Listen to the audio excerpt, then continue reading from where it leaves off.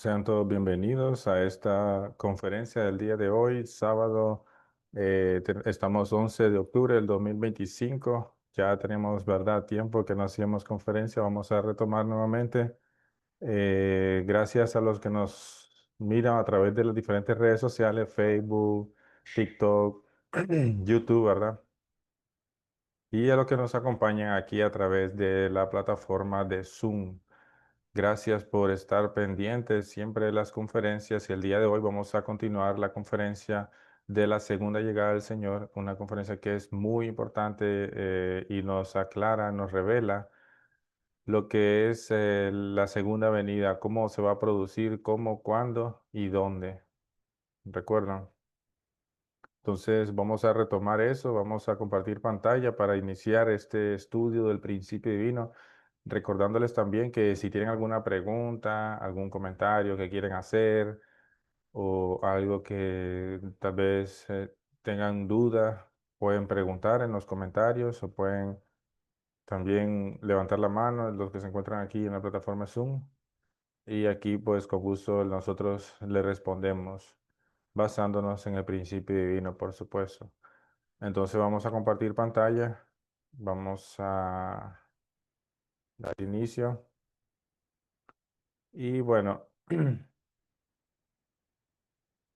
la última vez que estuvimos estudiando el principio divino habíamos aclarado cómo va a venir el Señor y dijimos que el Señor viene nacido de una mujer. ¿Cómo vienen todos los seres humanos al planeta Tierra? Todos nosotros nacemos de una mujer y venimos a este mundo, a este plano físico de una mujer. Entonces, ese es el principio que Dios estableció para que los seres humanos existan. Y el Señor de la segunda venida también viene a través, naciendo de una mujer igual que todos los seres humanos. Ujú. El día de hoy nos toca hablar de cuándo. ¿Será que podemos saber cuándo va a venir Cristo? ¿Estamos nosotros con el conocimiento ya elevado como para saber cuándo va a venir Cristo? En la Biblia aclara que nadie podía saber cuándo va a ser, ¿verdad? Jesús mismo lo dijo. En Mateo 24:36 decía Jesús, pero el día y la hora nadie sabe, ni aun los ángeles del cielo. Solo el Padre que está en el cielo, Él sabe. Mm. O sea, nadie puede saber entonces cuándo va a venir el Cristo. Bueno, en su segunda venida, ¿verdad? Todos nosotros que creemos en Jesús, pues estamos esperando al Señor que regrese. Pero para nosotros, por supuesto, es importante saber cuándo para estar preparados, ¿verdad? Leemos en Amós capítulo 3 al 7, versículo 7, dice, porque no hará nada Jehová el Señor sin que revele su secreto a sus siervos los profetas. Mm. Porque Dios desde antes de que nosotros, ¿verdad? Bueno, cuando comenzó a ocurrir la caída y cuando la humanidad se apartó de Dios, eh, ya Dios, desde el mismo instante en que Adán y Eva cayeron, comenzó a trabajar para rescatar a sus hijos. Y él trabajó a través de diferentes figuras centrales, ya lo vimos, como Noé, Abraham, Moisés, todas esas figuras centrales que podemos leer en el Antiguo Testamento. Sin embargo, Dios, cuando él iba a realizar algo, él siempre avisaba a sus profetas, siempre avisaba a sus figuras centrales, a sus siervos, a los más allegados de lo que iba a ocurrir. Pasó con Noé. Dios avisó a Noé que se avecinaba el diluvio, ¿recuerdan? Entonces Dios le dijo a Noé que construyera un arca porque iba a venir un diluvio. También la destrucción de Sodoma y Gomorra. Recordemos que Dios advirtió a Abraham, ¿verdad? Sobre este acontecimiento. También poco antes del nacimiento de Jesús, Dios lo anunció a los que estaban en la luz.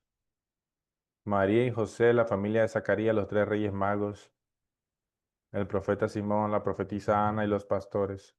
Todos esos son personas en las cuales Dios eh, anunció de que iba a venir el Mesías, que el Mesías iba a nacer.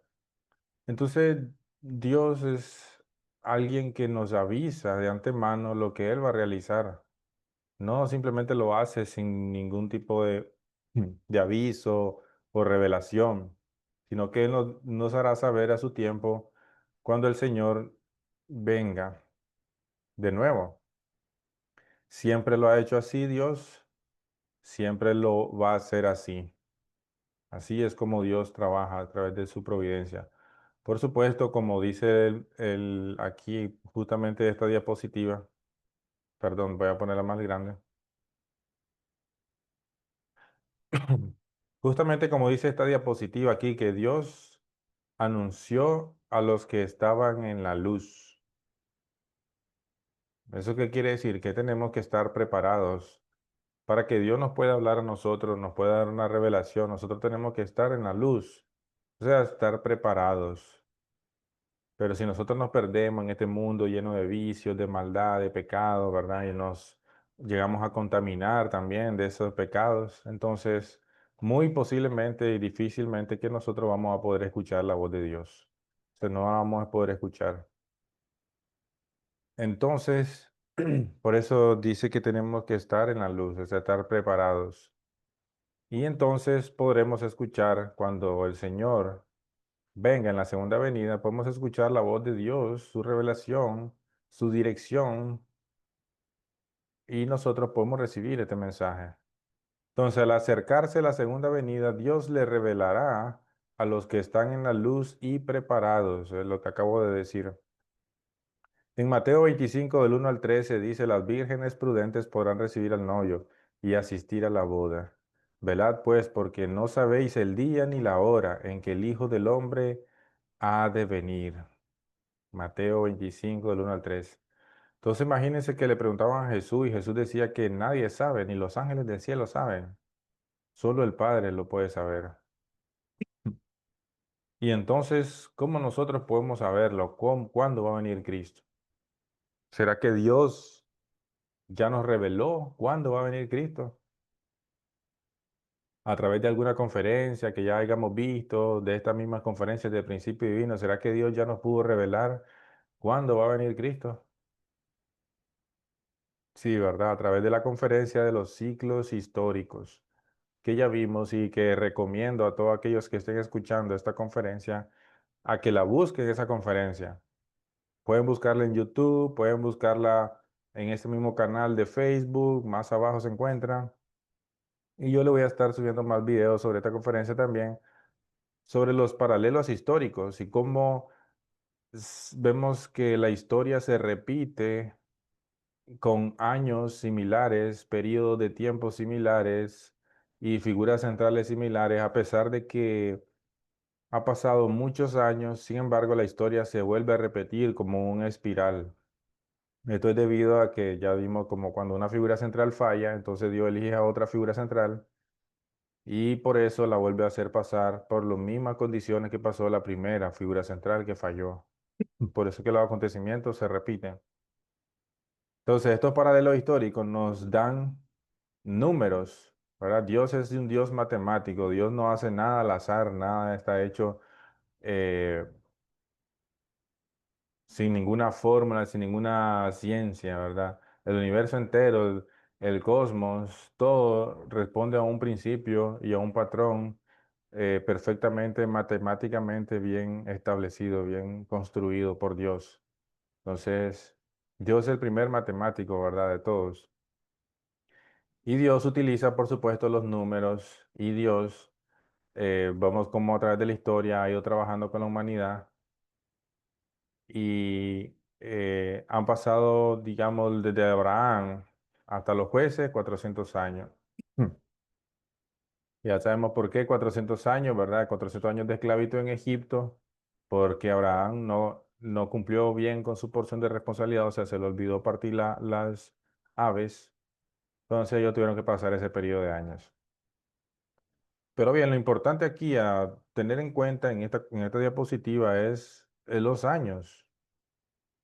Qué increíble que nosotros podemos agarrar un libro de historia y podemos revisar la historia, cómo fue, y vamos a encontrar ese paralelismo, vamos a encontrar esa similitud donde estos 400 años de periodo de esclavitud en Egipto se repiten claramente con 400 años después de la crucifixión de Jesús a través de los 400 años de la persecución del Imperio Romano a los cristianos.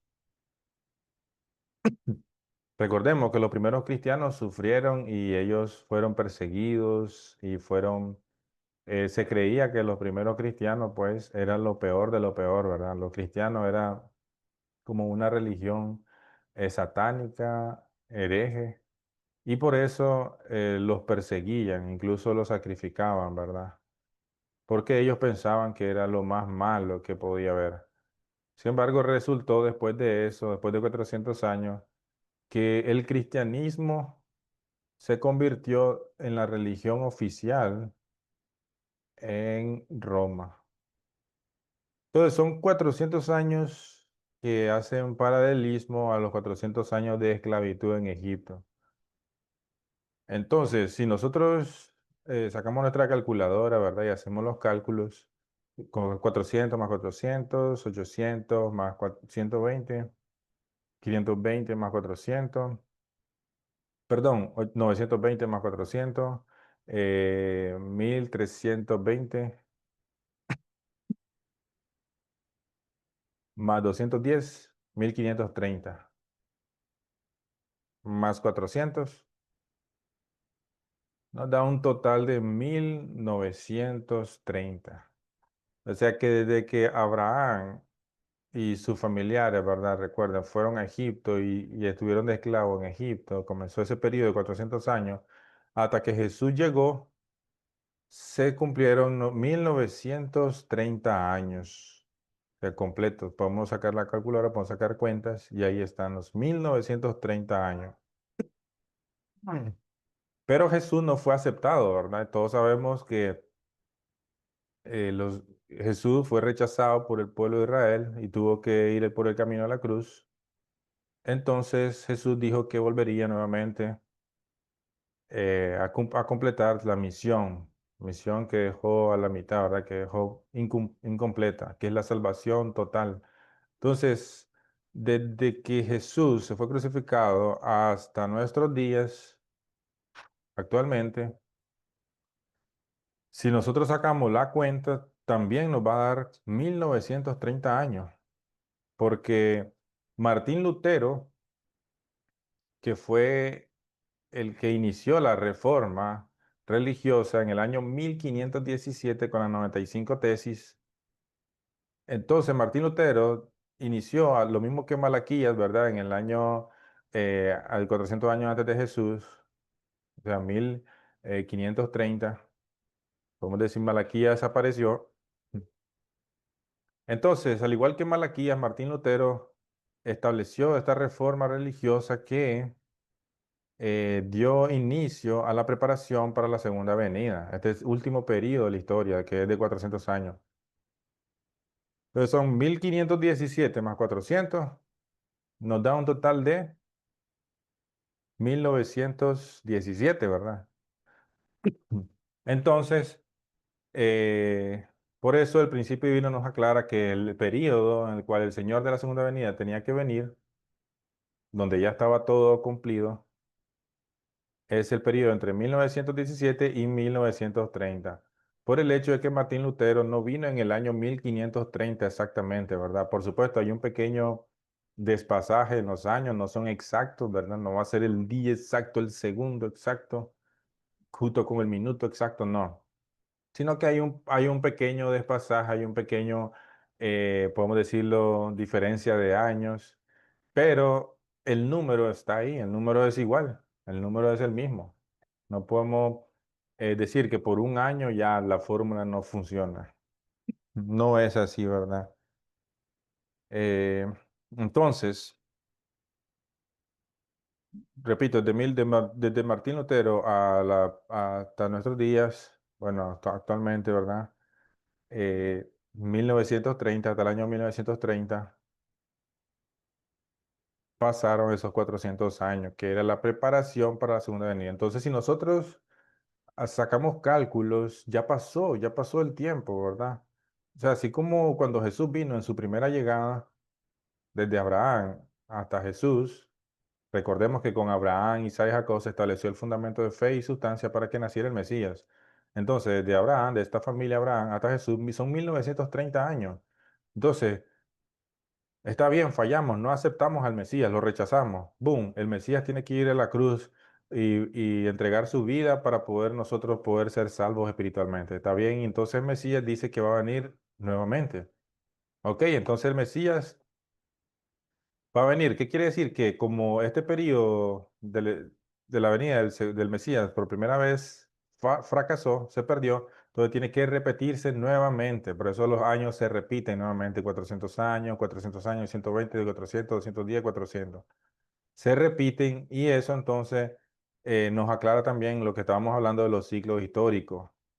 La evidencia de que la historia no es una historia simplemente de acontecimientos al azar, sino que lleva un patrón, un ritmo, una fuerza providencial interna e invisible que dirige a la historia de la humanidad hacia la restauración. Entonces, ya pasaron esos 1930 años nuevamente.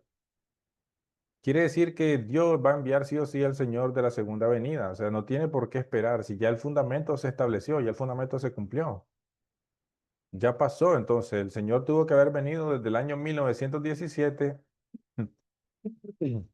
al 1930.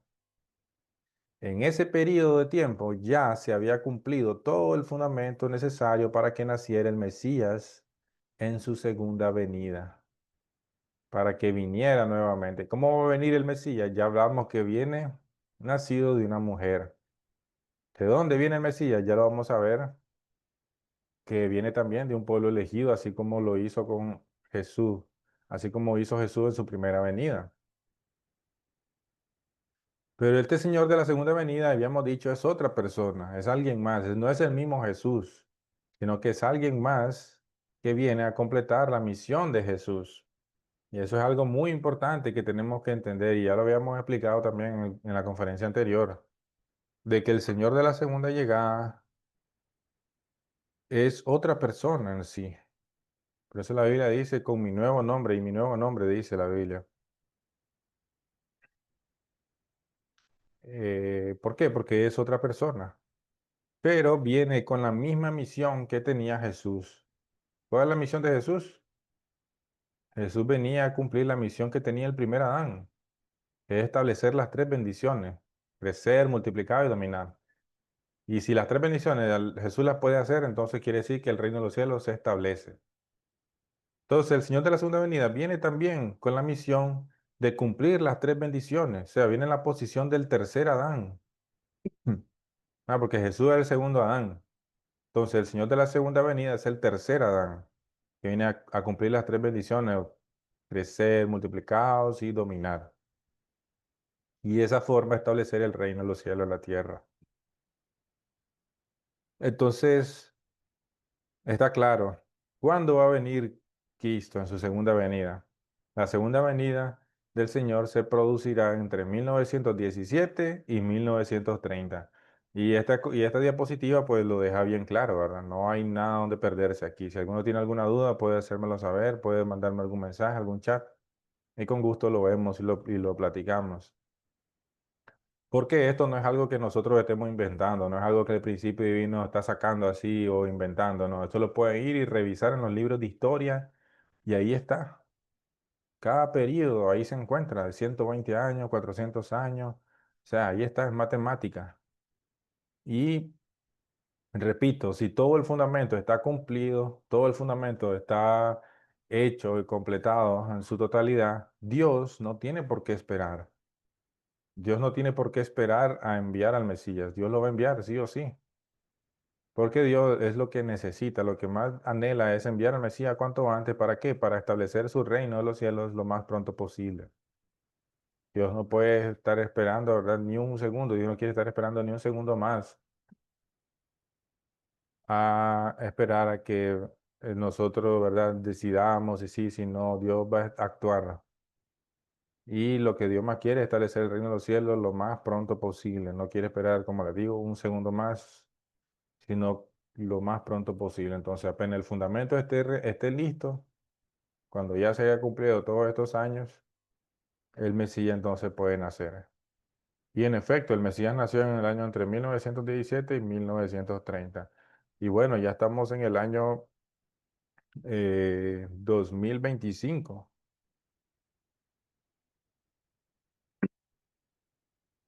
Quiere decir que ya casi pasan 100 años, ¿verdad? Desde 1930, digamos que es el último año. Entonces, ¿qué quiere decir? Que nos venimos dando cuenta, hermanos, hasta ahora, ¿verdad? 100 años, casi 100 años después de que en realidad el Señor en su segunda venida ya tuvo que haber nacido, ya nació, ya nació.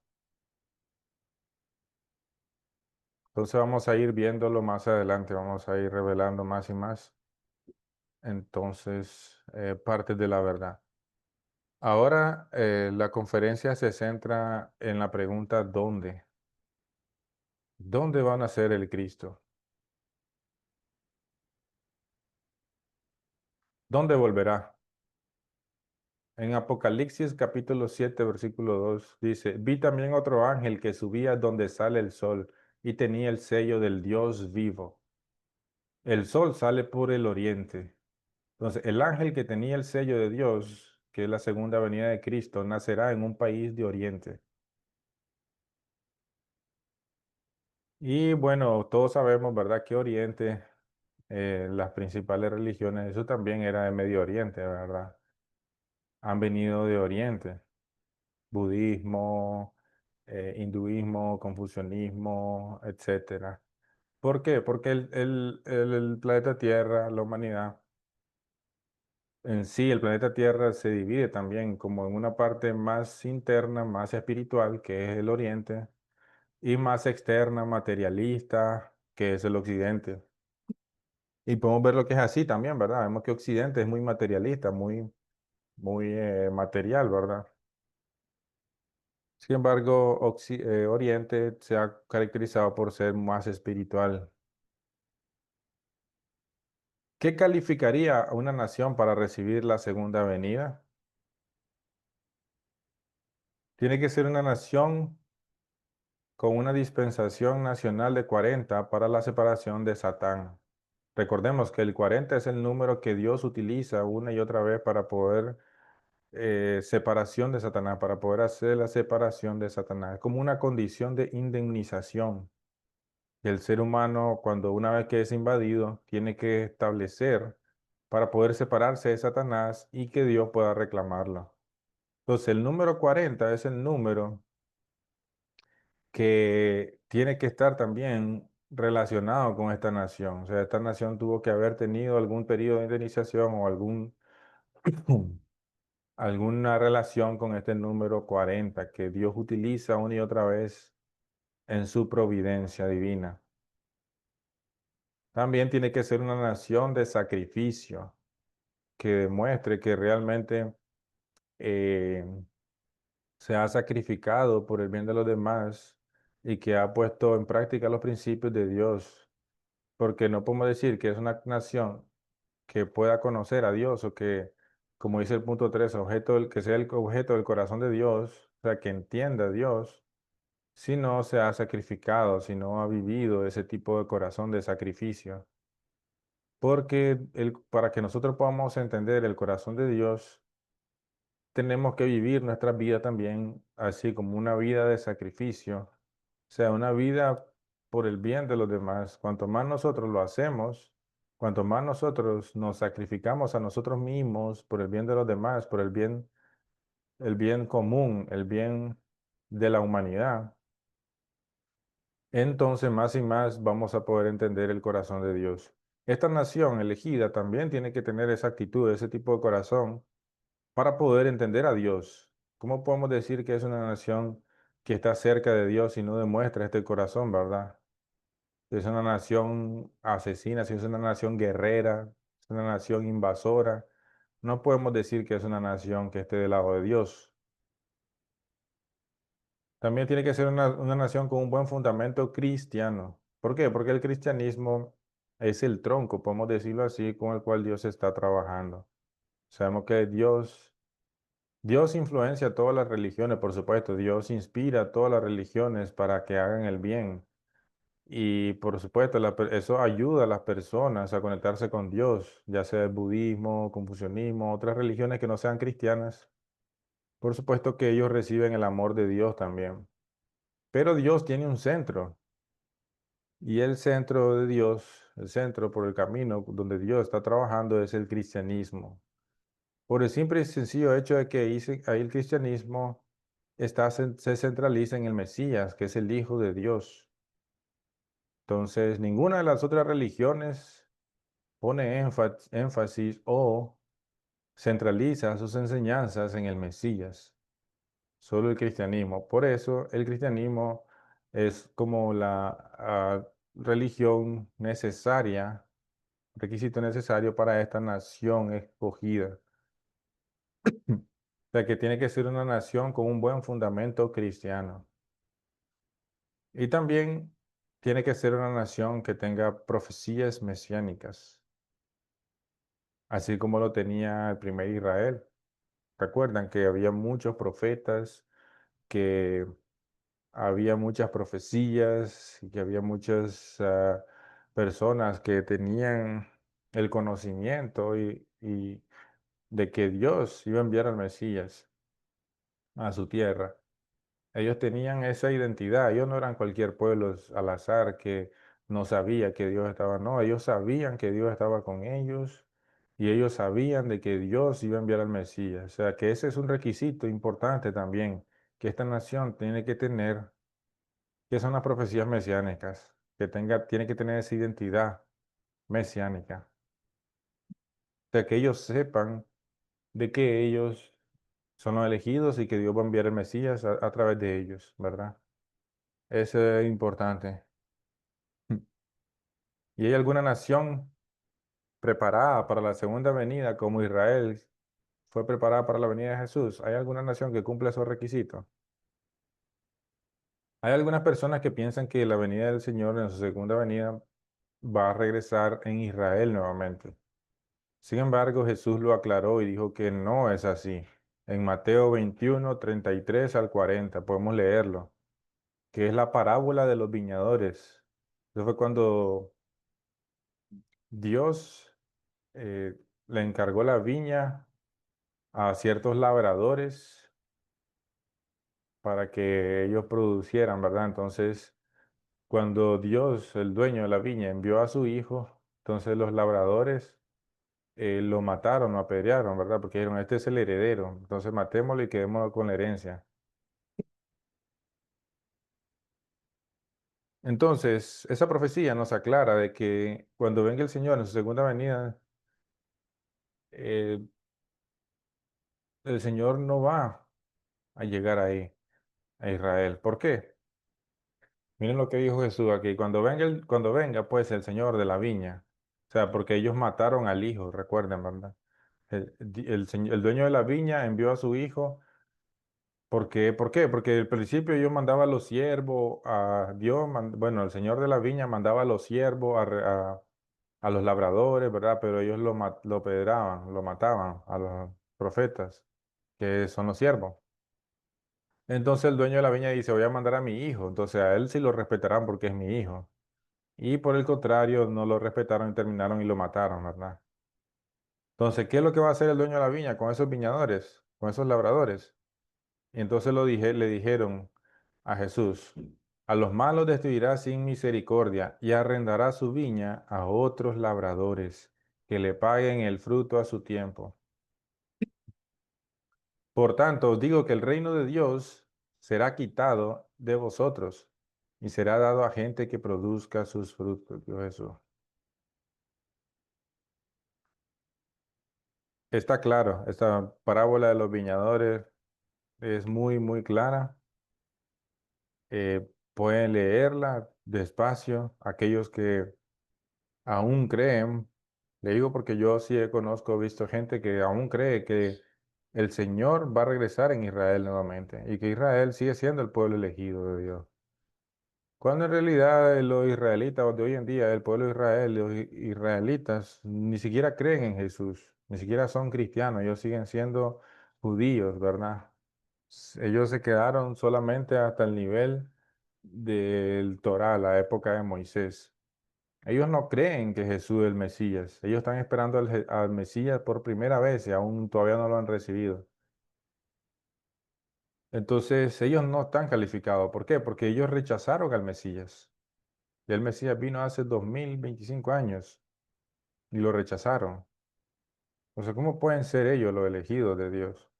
Claramente, como dijo Jesús en su parábola, que el reino de Dios será quitado de vosotros y será dado a otra gente que produzca su fruto.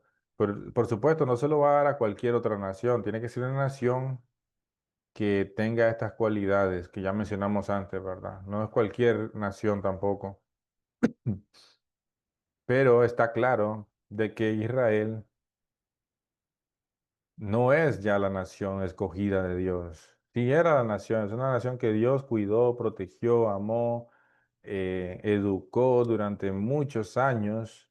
Sin embargo, así como Dios abandonó a Noé cuando Noé falló en cumplir el fundamento de sustancia, ¿verdad? Recordemos, ni siquiera fue Noé mismo, sino que fue uno de sus hijos que no estaba alineado a la voluntad de Dios.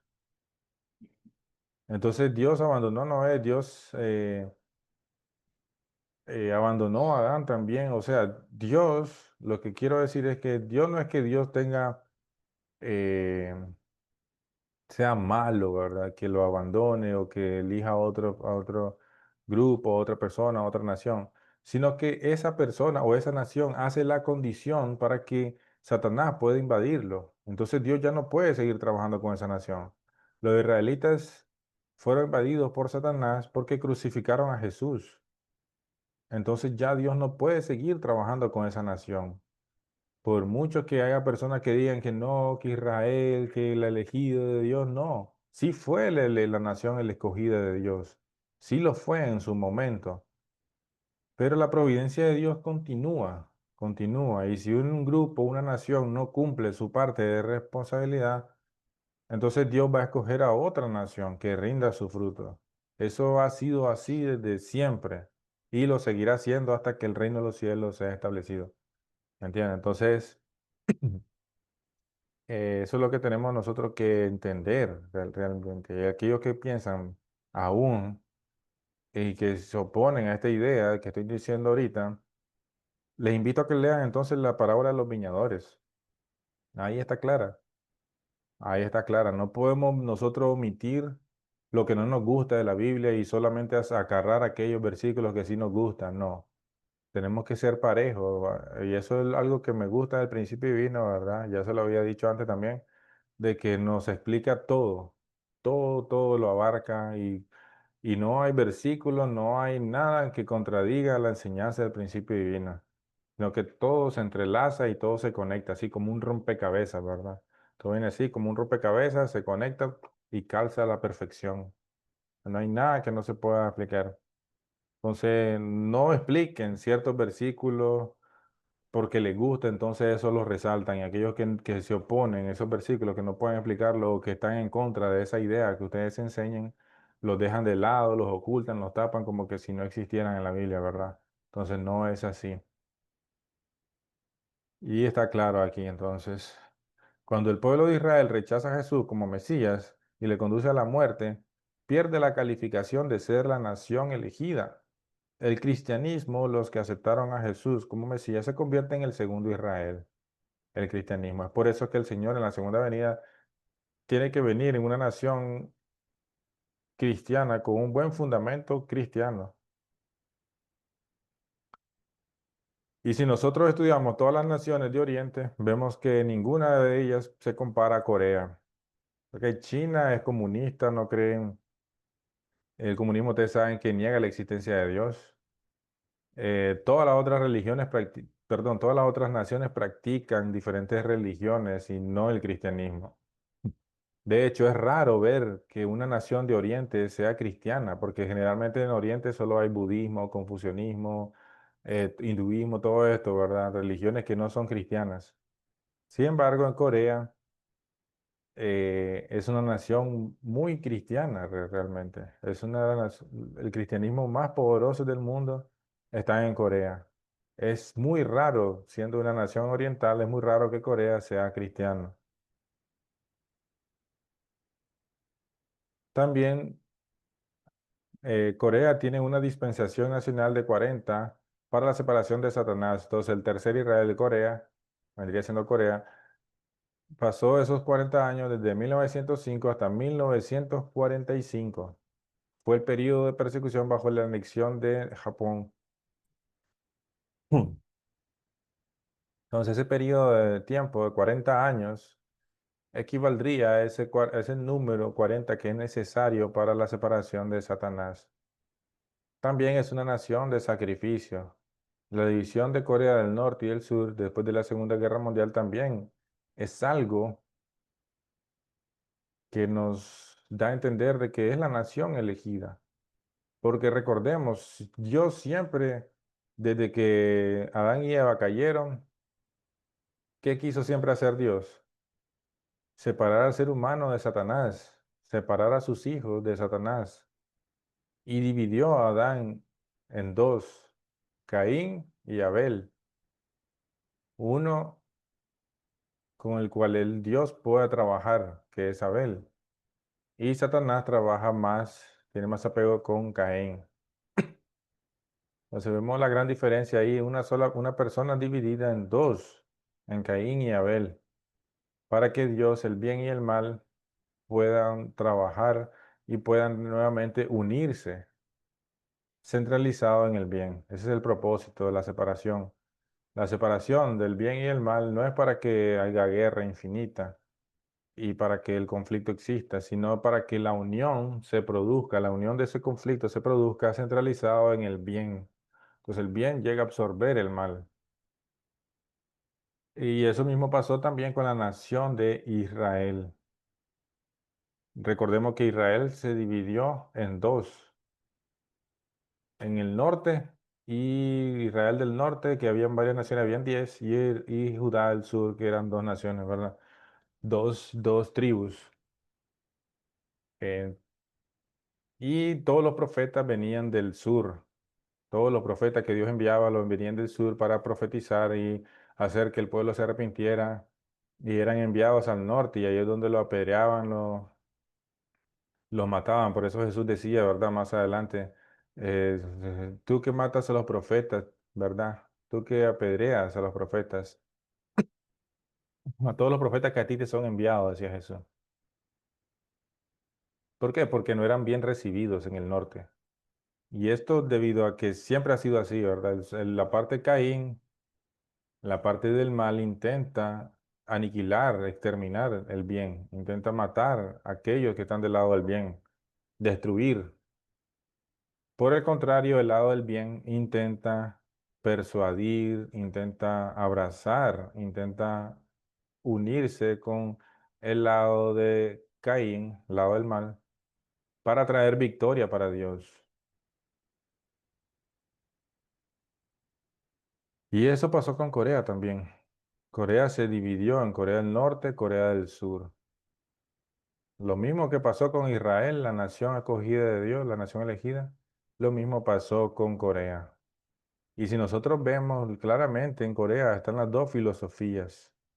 El comunismo que niega la existencia de Dios está al norte y la democracia que cree en la libertad religiosa y permite la libertad religiosa está en el sur. Y el cristianismo floreció grandemente en Corea del Sur, pero en Corea del Norte ya sabemos que no creen en Dios, entonces ahí está claramente la división, ¿verdad? De Caín y Abel, el bien y el mal. Y también, ¿verdad? Vemos como Corea del Sur es mucho más próspero que Corea del Norte, obviamente. Porque una está siendo influenciada por Satanás, que no va a ir a ningún lado, simplemente se va a quedar ahí estancada hasta que perezca, y la otra está siendo influenciada por Dios, que Dios es el creador, dueño de todo el universo. Entonces, ahí es donde se ve la diferencia, la gran diferencia. ¿Qué tiene que ocurrir con Corea entonces? Tiene que hubiera una unión entre las dos Coreas. Por supuesto, centralizado en Corea del Sur, ¿verdad? En la filosofía de Dios, en el diosismo, para poder traer victoria a toda la península. Entonces, Corea también ha sido objeto del corazón de Dios. Los coreanos son muy religiosos y espirituales, aman la paz. Corea nunca invadió a otra nación también. Y tiene esa como historial de que nunca fue una nación invasora, más bien por el contrario, fue invadida muchas veces por muchos otros países y sin embargo Corea nunca invadió otra nación. Eso demuestra también ese tipo de corazón de Dios, porque Dios así, ¿verdad? También Dios siempre termina al inicio, Satanás golpea al lado de Dios, pero al final Dios termina llevándose la victoria. También es una nación con una fuerte base cristiana. El cristianismo en Corea empezó en el siglo XVIII y XIX. En la actualidad hay unos 13.000 cristianos en Corea del Sur. 13 millones de cristianos en Corea del Sur. Entonces, como les digo, el cristianismo de Corea del Sur es uno de los cristianismos más fuertes del mundo. También es una nación con profecías mesiánicas. Tienen un libro que se llama el Chungang-nok de 500 años, que habla sobre una figura mesiánica. Y el nombre, también del hombre del camino verdadero, que es como una figura mesiánica. Podemos decir, es el hombre del camino verdadero, es como el Mesías para los coreanos. O sea que los coreanos sí te estaban esperando a este hombre con el camino verdadero, que trae las palabras verdaderas, que es la versión coreana del Mesías. El Mesías que los cristianos estamos esperando. Entonces ya había un libro de profecías que ya los coreanos estaban conscientes de ello y ellos tenían esas profecías, profecías mesiánicas. Muchos cristianos coreanos han recibido la revelación también de que Cristo viene a Corea. Cristo viene a Corea. Y hubo muchos también, bueno, yo escuché, ¿verdad?, relatos de otros hermanos de que los grupos cristianos repartían también folletos y como anuncios, ¿verdad?, de que Cristo va a nacer en Corea, de que Cristo iba a nacer en Corea. Y ellos anunciaban esto muchas veces en Corea, muchos grupos cristianos. Se, se expandió esta noticia de que el Mesías iba a nacer, el que Cristo iba a nacer en Corea. Por eso también, porque muchos coreanos recibieron este tipo de revelación de que iba a venir esta figura importante para la humanidad. Y si nosotros pues somos conscientes, estudiamos bien, ¿verdad? Y vemos bien las características de Corea, no hay ninguna otra nación de Oriente que pudiera ser la nación escogida. No hay ninguna. Podemos ir buscando una por una y no hay. No hay ninguna otra nación, excepto Corea, que tenga estas características que tiene Corea.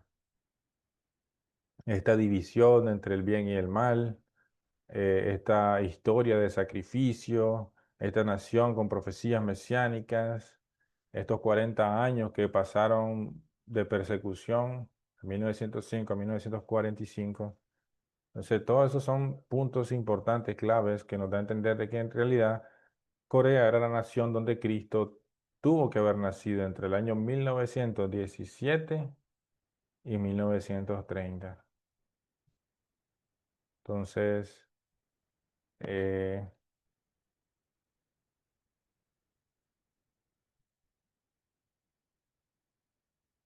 y bueno, el Mesías nació, ¿verdad? Y el Mesías se llama Reverendo Sam Myung Moon, ¿verdad? Él nació en 1920 en Corea del Sur. eh, y pues ahí comenzó su trabajo de eh, expandir la verdad de Dios. Todo lo que nosotros hemos estudiado, el principio divino, todas estas conferencias que nosotros podemos encontrar en internet, en cualquier lado, que habla sobre esta nueva revelación de Dios. Toda esta nueva revelación, sí, es una revelación de Dios directamente, sí, pero a través de nuestra figura central, que es el reverendo Sam Myung-Moon, que es el Señor de la segunda llegada. Es la persona que vino a cumplir con la misión que Jesús dejó incompleta. Ah, él relata, él cuenta, ¿verdad? Que a los 16 años él estaba orando y Jesús se le apareció. Él estaba orando en una montaña, ¿verdad? Y Jesús se le apareció y Jesús le dijo que él era el encargado de continuar con esta misión, la misión que Jesús había dejado inconclusa. Recordemos, cuando vimos la conferencia de la misión del Mesías, Jesús venía a establecer el reino de los cielos y venía a dar una salvación completa, tanto física como espiritual. Pero por falta de fe del pueblo, entonces Jesús tuvo que dejar esa misión, tuvo que ir por el camino de la cruz y darnos la salvación espiritual nada más. Y dijo Jesús, cuando venga el Espíritu de la verdad, los va a guiar hacia la verdad completa. Entonces, cuando venga el Señor de la segunda llegada, Él nos va a dar la salvación, tanto espiritual como física. Salvación completa. Entonces, el reverendo Sam Myung Moon es la persona que vino a cumplir esta misión que Jesús dejó a la mitad, que Jesús dejó a la mitad, que es sin cumplir. Entonces Jesús se le apareció, le dio la misión, le dijo que él era el encargado de continuar con la misión y él al principio pues cuenta, ¿verdad?, que no aceptaba, pero al final terminó aceptando esta misión. Y de ahí comenzó a indagar, escudriñar, hasta que por fin pudo lograr sacar muchas partes de la verdad muy importantes que no aparecen en la Biblia, como por ejemplo la raíz del pecado, la verdadera misión del Mesías. Son cosas que están ahí en la Biblia, fundamento de fe, fundamento de sustancia. Están en la Biblia, pero están tan bien escondidas, ¿verdad?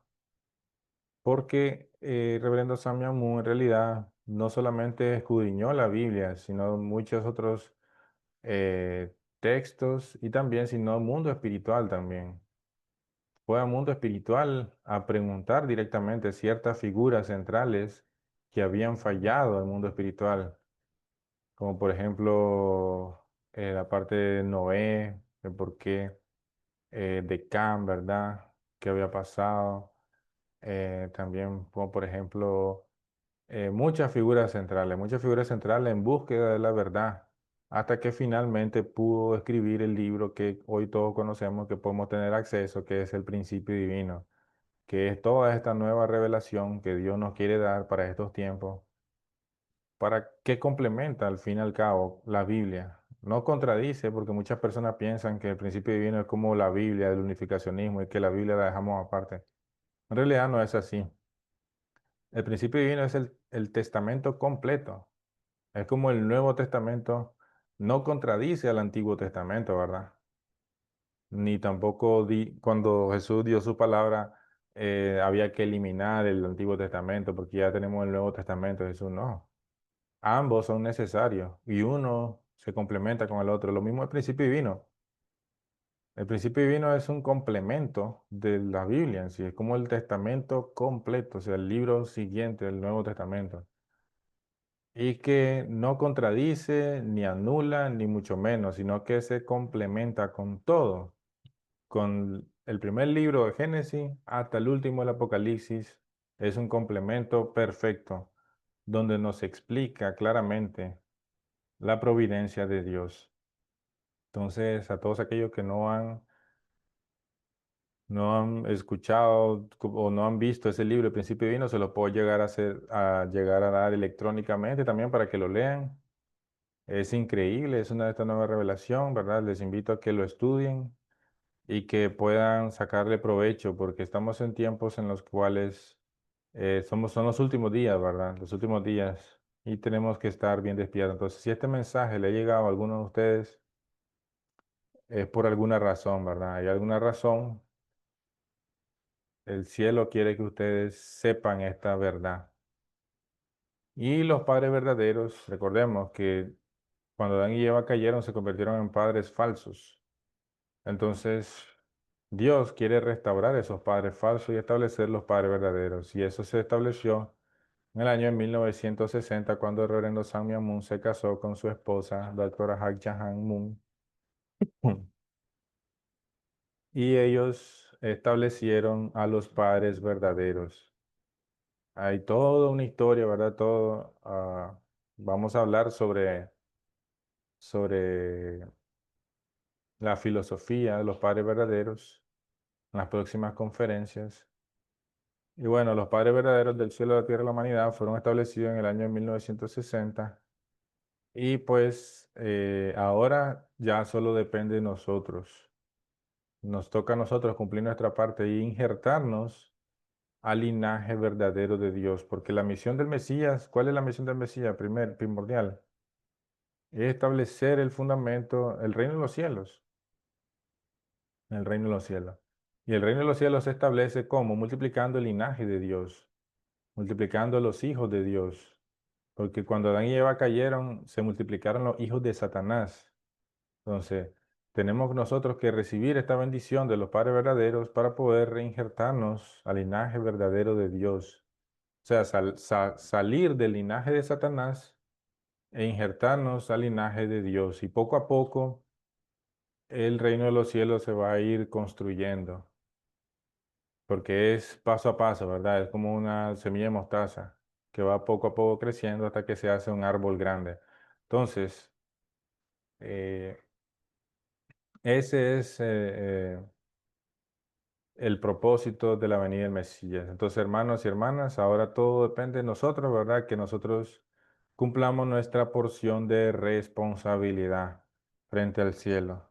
Entonces, hasta aquí llega mi participación de esta conferencia. Si alguno tiene alguna pregunta o algún comentario o algo que desea decir, puede hacerlo, no se preocupen. Eh, ok. Entonces vamos a dejar la conferencia hasta aquí. Vamos a terminar. Cualquier cosa me escriben en los comentarios, hermanos, no se preocupen, estamos dándole seguimiento a estas conferencias importantes y vamos a estar atentos a cualquier pregunta, comentario, cualquier cosa que puedan tener, ¿verdad? Porque yo sé que hay muchas personas que lo miran a través de las diferentes plataformas, ya sea TikTok o Facebook. Yo sé que hay personas que sí ven los videos, entonces pueden tener preguntas y son más que bienvenidas, ¿verdad? De hecho, la pregunta es la que lo va a ayudar a entender más y más y más y más cada vez que reciba la respuesta. Tu convicción se va a hacer más y más grande, más bien. No hay pregunta que no se pueda responder. Entonces, hermanos, vamos a dejarlo hasta aquí. Gracias por asistir a familia Ramos y gracias por acompañarnos en esta condición de estudio Principio Divino. Bendiciones. Que pasen un excelente día. Adiós.